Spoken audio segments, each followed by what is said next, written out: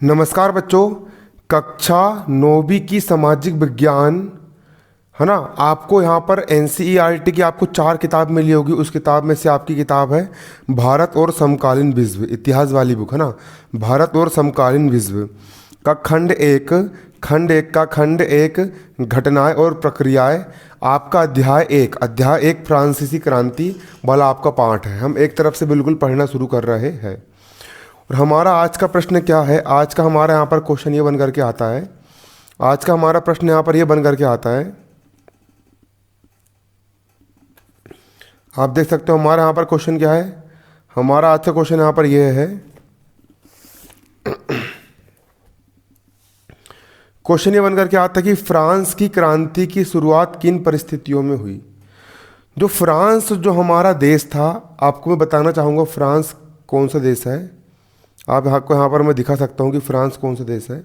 जो हमारा फ्रांस जो हमारा देश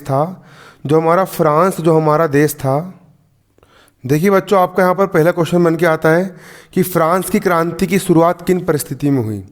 फ्रांस आपका एक प्रकार का देश है। फ्रांस क्या है? आपका एक प्रकार का देश है। जो फ्रांस है, फ्रांस आपका एक प्रकार का देश है। फ्रांस, तो आपको जो फ्रांस देश है वहाँ पर क्रांति हुई। वहाँ पर क्या हुई? आपकी क्रांति हुई। वहाँ पर हुई क्रांति। क्रांति का मतलब क्या होता है यहाँ पर हम पहले वो समझेंगे। जैसे कि मान चलो कि ये कोई देश है। अब इस देश का एक होता है राजा, एक क्या होता है यहाँ का आपका राजा होता है। एक होता है राजा और एक वहाँ की होती है रानी, है ना। एक क्या होता है रानी, एक होता है किंग, एक होती है आपकी क्वीन। एक होता है राजा, एक होती है रानी। तो यहाँ के जो राजा और यहाँ के जो रानी थे वो बहुत ज़्यादा तानाशाह थे। तानाशाह का मतलब ये होता है कि अपनी मनमानी करते थे, जनता पर अत्याचार करते थे, जनता के लोगों को मारते थे, पीटते थे, उनका शोषण करते थे। तो फिर क्या हुआ कि जब राजा और रानी, फ्रांस देश के राजा रानी जनता पर अत्याचार करते थे, तो वहाँ की जितनी भी जनता थी वो पूरी की पूरी जनता भड़क गई। और जब यहाँ की पूरी जनता भड़की, तो भड़क करके इन्होंने राजा और रानी के खिलाफ आंदोलन करना शुरू कर दिया। और राजा और रानी को इन्होंने मारना, है ना। जनता वहाँ पर भड़क गई और उनका सिर्फ एक ही लक्ष्य था कि जितने भी यहाँ के राजा रानी और जो सिपाही लोग हैं जो कि हमारे ऊपर अत्याचार कर रहे हैं, है ना, उनको हमको हटाना है और उनको हमको मार डालना है और उनके स्थान पर दूसरी सरकार बनाना है। तो आपकी क्रांति हुई थी। तो हमारा क्वेश्चन यहाँ पर ये बन के आता कि फ्रांस की क्रांति की शुरुआत किन परिस्थितियों में हुई। इसका आंसर आप देख सकते हो यहाँ पर। फ्रांस की क्रांति के प्रमुख कारण निम्नलिखित थे। अब देखिए, फ्रांस की क्रांति के प्रमुख कारण निम्नलिखित थे। पहला, अत्याचारी तथा निरंकुश राजतंत्र। अत्याचारी मतलब कि वहाँ का जो राजतंत्र था, वहाँ पर राज करने वाले जितने भी लोग थे, जितने भी वहाँ के राजा महाराजा जो लोग थे, वो बहुत ज़्यादा क्या थे? अत्याचारी थे। और निरंकुश से मतलब यहाँ पर जो होता है कि उन पर किसी भी प्रकार का अंकुश नहीं था। वो अपनी मनमानी करते थे और उन पर किसी भी प्रकार की कोई भी रोक टोक नहीं थी। कैसे? वो निरंकुश थे। फ्रांस राज्य शासन का अध्यक्ष होता था। फ्रांस राज्य शासन का अध्यक्ष राजा होता था। जो राजा होता है, राजा, वो जो फ्रांस देश का जो राजा था वो एक प्रकार से शासन का अध्यक्ष होता था। राजा जो बोलेगा उसकी बात सुनी जाती थी। जो पूर्णतः निरंकुश से मतलब है कि उस पर किसी प्रकार का रोक टोक नहीं था, तथा अत्याचारी होता था। फ्रांस का राजा पूरी तरीके से निरंकुश और अत्याचारी होता था। अपना अत्याचार वो चलाते रहता था, है ना।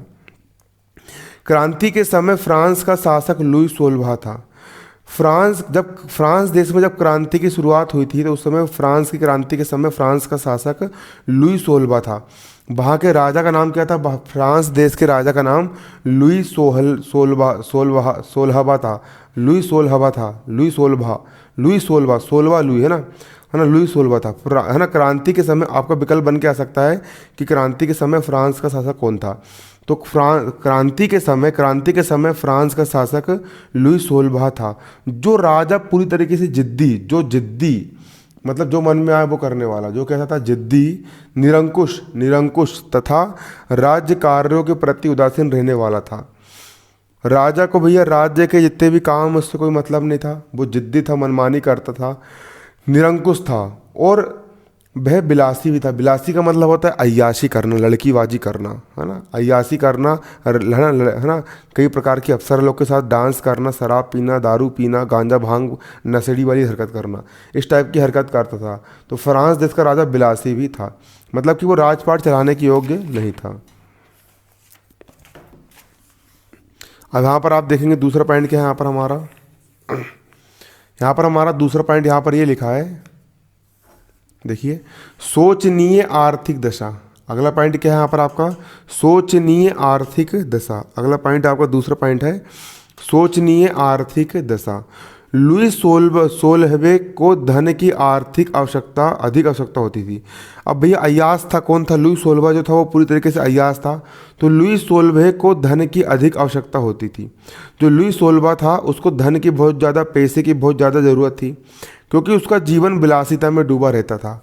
वो भैया पैसा उड़ाता था और जबरन में बिल्कुल अय्यासी करता था। उसका जीवन पूरी तरीके से काय में डूबा रहता था, विलासिता में डूबा रहता था। उसके राजमहल में हजारों अधिकारी थे। लुई सोलहवां के जो राजमहल था उसमें हजारों अधिकारी थे जो कुछ नहीं करते थे, हराम का पलंग तोड़ के तनख्वाह खाते थे, है ना, जो कुछ नहीं करते थे, परंतु राजकोष से उनको धन प्राप्त होता था, पेमेंट उनको मिलती थी, लेकिन करने उनकी कौड़ी की भी नहीं थी। शासक वर्ग जनता की आर्थिक कठिनाइयों की उपेक्षा करता था। जो शासक वर्ग था, जो राज करने वाले जितने भी राजा महाराजा थे, जनता की जितनी भी आर्थिक कठिनाई थी, जनता लोग के यहाँ खाना को नहीं है, पीने को नहीं है, जितनी भी समस्या आ रही है उसका समाधान किसको करना चाहिए, राजा महाराजा लोग को करना चाहिए। लेकिन शासक वर्ग जनता की आर्थिक कठिनाइयों की उपेक्षा करता था। जनता क्या कर रही है क्या नहीं कर रही है उनको उससे कोई मतलब नहीं था, है ना। शासक वर्ग जनता की आर्थिक कठिनाइयों की हमेशा उपेक्षा करता था, जिससे उनमें रोष की भावना दिन प्रतिदिन बढ़ती गई। अब जब शासक वर्ग जनता की उपेक्षा करेगा तो जनता में रोष, रोष का मतलब होता है गुस्सा, गुस्सा बढ़ते गया, जनता में गुस्से की भावना दिन प्रतिदिन बढ़ती गई और राजा के प्रति पूरी की पूरी जनता एक प्रकार से भड़क उठी थी और उन्होंने क्रांति कर दी थी। क्या कर दी थी, क्रांति कर दी थी। अगला यहाँ पर तुम्हारा क्या देखो, दोषपूर्ण शासन व्यवस्था। अगला पॉइंट क्या है, दोषपूर्ण शासन व्यवस्था। फ्रांस की शासन व्यवस्था निरंकुश होने के साथ साथ दोषपूर्ण भी थी। जो फ्रांस जो देश था उसकी जो शासन व्यवस्था थी वो निरंकुश तो थी। निरंकुश का मतलब होता है कि उस पर किसी प्रकार का अंकुश नहीं था। निरंकुश होने के साथ साथ दोषपूर्ण भी थी। दोषपूर्ण का मतलब होता है कि, है ना, शासन व्यवस्था में कई सारी कमियां थी, कई प्रकार की कमियां थी। तो फ्रांस की शासन व्यवस्था निरंकुश होने के साथ साथ दोषपूर्ण भी थी। उसमें क्या थी, कई प्रकार की कमियां भी थी। राज्य के सभी प्रकार के कानून, राज्य के सभी प्रकार के कानून एक दूसरे के विरोधी थे। राज्य में जितने भी कानून बनाए वो सारे कानून एक दूसरे के विरोधी थे। कोई कानून अमीर के लिए अच्छा है तो कोई कानून गरीब के लिए बुरा है ना, मतलब एक दूसरे के विरोधी थे। राज्य के उच्च पदों की नीलामी होती थी। और राज्य में कोई उच्च पद है, मान चलो कि भैया प्रधानमंत्री का पद है या फिर सैनिक का पद है, तो उसमें योग्य व्यक्ति को रखना चाहिए जो पद संभाल ले, लेकिन योग्य व्यक्ति को नहीं रखते थे, बल्कि जो राजा का चापलूस हुआ करता था, है ना, राजा का जो चापलूस होता था और राजा का जो करपा पात्र होता था उसको नियुक्त किया जाता था। राज्य के उच्च पदों की नीलामी होती थी, फिर राजा के कृपा पात्रों को नियुक्त किया जाता था। राज्य के उच्च पदों की नीलामी होती थी, फिर राजा के कृपा पात्रों को नियुक्त किया जाता था। राजा के जो कृपा पात्र लोग थे उन कृपा पात्रों को नियुक्त किया जाता था। अगला तुम्हारा कृषकों की दयनीय दशा। अगला क्या है तुम्हारा पॉइंट, अगला पॉइंट तुम्हारा यहाँ पर है कृषकों की दयनीय दशा। कृषक का मतलब होता है किसान। जो किसान होते हैं, जो अनाज उगाते हैं, वो आपके कृषक कहलाते हैं। क्या कहलाते हैं, वो कृषक कहलाते हैं। कृषकों की दयनीय दशा, कृषकों की दयनीय दशा 18वीं शताब्दी में, कब की बात है, 18वीं शताब्दी की बात है। 18वीं शताब्दी मतलब 18वीं शताब्दी की किसको बोलेंगे, 18वीं शताब्दी मतलब कि सन 1701 से लेकर के 1800 तक का जो समय है, इस समय को हम बोलेंगे 18वीं शताब्दी। इसको हम बोलेंगे क्या, 18वीं शताब्दी। इसको हम बोलेंगे 18वीं शताब्दी। और जो आपके 18वीं शताब्दी का आपको जो समय था, है ना, कृषकों की दयनीय दशा। 18वीं शताब्दी में कृषि व्यवस्था में इस प्रकार के परिवर्तन आए कि अब कृषि व्यवस्था में पूरा परिवर्तन आ गया, है ना। राजा महाराजा लोग ने कई ऊट पटांग नियम लेकर के आ गए, है ना। तो 18वीं शताब्दी में कृषि व्यवस्था में इस प्रकार के परिवर्तन आ गए कि जिससे किसानों की दशा पहले से भी अधिक दयनीय हो गई। किसान तो पहले से गरीब थे, लेकिन उनकी दशा और दयनीय हो गई। बेचारों के यहाँ खाने पीने के लिए भी नहीं रहा, पहनने को कपड़े नहीं रहे, कुछ नहीं रहा उनके यहाँ। किसानों की दशा पहले से ज़्यादा क्या हो गई, दयनीय हो गई। किसानों की जो दशा थी वो पहले से ज़्यादा क्या हो गई, दयनीय हो गई। उन पर करों का अत्यधिक भार लाद दिया गया। किसानों पर जो कर होते हैं, जो टैक्स होते हैं, वो बहुत ज़्यादा भार लाद दिया गया। किसानों पर बहुत ज़्यादा टैक्स लगा दिया गया, किसानों पर टैक्स का बहुत ज़्यादा भार लाद दिया गया। तथा उन्हें बेगार भी करनी पड़ती थी। बेगार का मतलब कि वो बेगारी करते थे, मतलब कि कुछ काम धंधा उनके पास नहीं बचता था, उन्हें बेगारी भी करनी पड़ती थी। बेगारी मतलब घर पर खाली बैठे, हाँ, बेरोजगार बैठे। वे जंगल से जलाने के लिए ना तो ईंधन ला सकते थे, जंगल से उनको भी ये लकड़ी काटने पर पाबंदी लगा दी, और ना पशुओं को घास के मैदानों में चरा सकते थे। जो घास के जो बड़े बड़े मैदान थे वहाँ पर किसानों को उनके पशु भी नहीं चराने दिया जाता था। इस टाइप की हरकत। तो भैया अब किसान के ऊपर उन्होंने अत्याचार करा तो किसान भड़क गए पूरे के पूरे और राजा के खिलाफ क्रांति कर दिए। अगला तुम्हारा नगर के मजदूर तथा दस्तकार। नगर के मजदूर और दस्तकार की क्या हालत थी। मजदूर का मतलब होता है जो मजदूरी करते, जो काम धंधा करते, गेती फावड़ा, है ना, से काम धंधा करते मजदूर। और दस्तकार मतलब कि जो कई प्रकार के सामान बनाते, जो कई प्रकार के आभूषण बनाते हैं, कई प्रकार की वस्तु बनाते हैं, लोहा लंगड़ का काम करते हैं, इनको हम बोलते हैं दस्तकार। कृषकों की तरह फ्रांस के नगरों में निवास करने वाले मजदूरों की दशा भी अत्यंत हीन थी। कृषक, कृषक का मतलब होता किसान। किसानों की तरह, जिस प्रकार से किसान थे उसी तरह ना, किसानों की तरह, कृषकों की तरह फ्रांस के नगरों में निवास करने वाले मजदूर। फ्रांस के जितने भी नगर थे, गांव की बात नहीं कर रहा, फ्रांस के नगर की बात कर रहा है, फ्रांस के शहर की बात कर रहा है। फ्रांस के शहर में निवास करने वाले जितने भी मजदूर थे, उनकी दशा बहुत ज़्यादा हीन थी, मतलब गरीबी थी।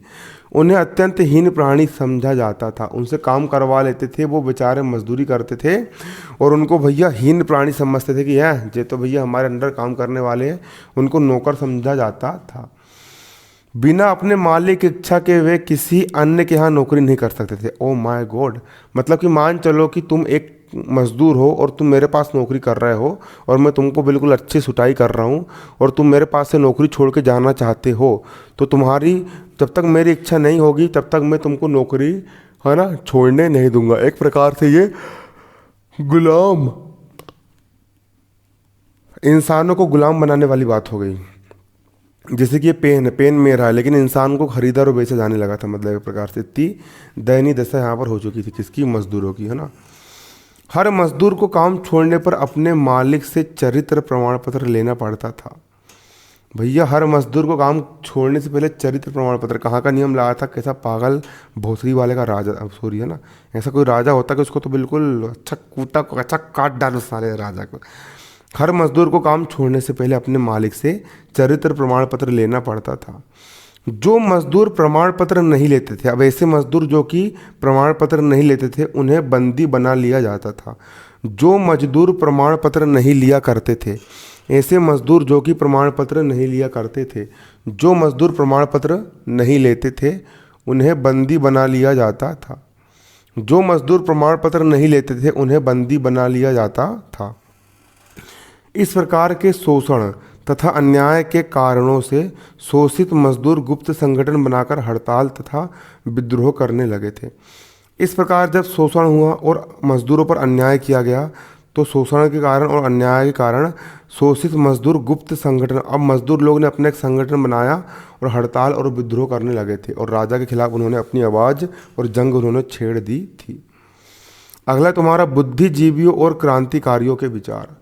अगला यहाँ पर हमारा पॉइंट क्या है, बुद्धिजीवियों और क्रांतिकारियों के विचार। अब जितने बुद्धिजीवी प्राणी थे, जिनके जो दिमागदार लोग थे और जो क्रांतिकारी लोग थे, है ना, जो कि राजा के खिलाफ पहले से क्रांति कर चुके थे, उनके विचार। किसी भी क्रांति को जन्म देने में बुद्धिजीवियों तथा क्रांतिकारियों का विशेष योगदान होता है।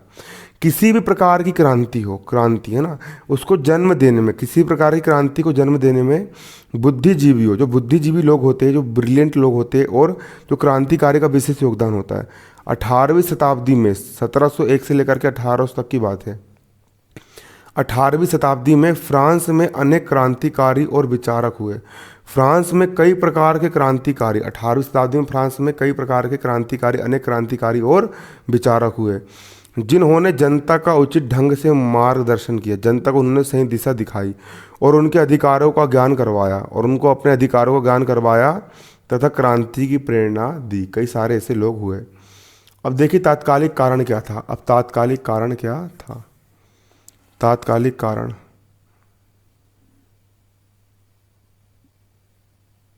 तात्कालिक कारण क्या था? तात्कालिक कारण, तात्कालिक कारण अमेरिका के स्वतंत्रता संग्राम में भाग लेने से। अब अमेरिका, अमेरिका एक प्रकार का देश है, अमेरिका है ना, अमेरिका, अमेरिका एक देश है। अमेरिका में स्वतंत्रता संग्राम मतलब कि अमेरिका में स्वतंत्रता संग्राम छिड़ गया था। अमेरिका के स्वतंत्रता संग्राम में भाग लेने से फ्रांस की आर्थिक दशा बहुत खराब हो गई थी। अब अमेरिका में फ्रांस की सेना थी, है ना। तो जब अमेरिका के लोगों ने भैया स्वतंत्रता संग्राम में भाग ले लिए तो भैया फ्रांस वालों की अमेरिका में पिटाई हो गई, है ना। तो फ्रांस की आर्थिक दशा बहुत ज़्यादा खराब हो गई। और सन 1788 में भारी अकाल पड़ा। भारी अकाल मतलब ना खाने खाने को दाना, ना पीने को पानी, जमीन, है ना, सब भूखे मर रहे थे, है ना। ऐसी कंडीशन आ गई थी। सरकार पर ऋण का बोझ चढ़ गया। ऋण मतलब सरकार कर्जे में गड़ गई। सरकार पर ऋण का बोझ चढ़ गया। कोष खाली हो गया। सरकारी जो कोष था वो खाली हो गया। अब भैया पैसा बिल्कुल नहीं बचा राजा के पास, है ना। तो राजा ने समस्या को सुलझाने के लिए संसद का सत्र बुलाया। अब ये समस्या इतनी भयंकर की आ गई थी, समस्या को सुलझाना है, तो राजा ने समस्या को सुलझाने के लिए संसद का क्या बुलाया? सत्र बुलाया। फ्रांस में संसद तो थी किंतु उसका सत्र कभी नहीं बुलाया जाता था। अब विवश होकर के भैया जब राजा के पास 1 रुपये नहीं बचा तो किंतु अब राजा को विवश होकर संसद का सत्र बुलाना पड़ा। फ्रांस की संसद स्टेटस जर्नल कहलाती थी। जो फ्रांस की जो संसद थी वो क्या कहलाती थी? स्टेटस जर्नल कहलाती थी। अब मई सन 1789 में, कब की बात है? मई सन 1789 में संसद का सत्र आरंभ हुआ। प्रारंभ में ही, शुरुआत में ही राजा और संसद के बीच में झगड़ा हो गया। किस के बीच में? राजा और संसद के बीच में झगड़ा हो गया। इन्हीं परिस्थितियों में पेरिस क्या है? पेरिस बहुत खूबसूरत शहर आज माना जाता है। फ्रांस की राजधानी, फ्रांस जो देश था वहाँ की राजधानी पेरिस थी। पेरिस की जनता ने, पेरिस की जो जनता थी, पेरिस की जनता ने बास्तिल वेस्टाइल नामक के पुराने जेल खाने पर धावा बोल दिया। जो पुराना जो जेल खाना था वहाँ पर धावा बोल दिया और रक्षा करने वाले जितने भी सैनिक थी उनकी हत्या कर दी और कैदियों को मुक्त कर दिया गया। इस प्रकार क्रांति आरंभ हो गई और जनता भड़क गई और राजा की बिल्कुल फोड़म फुट्टी चालू हो गई।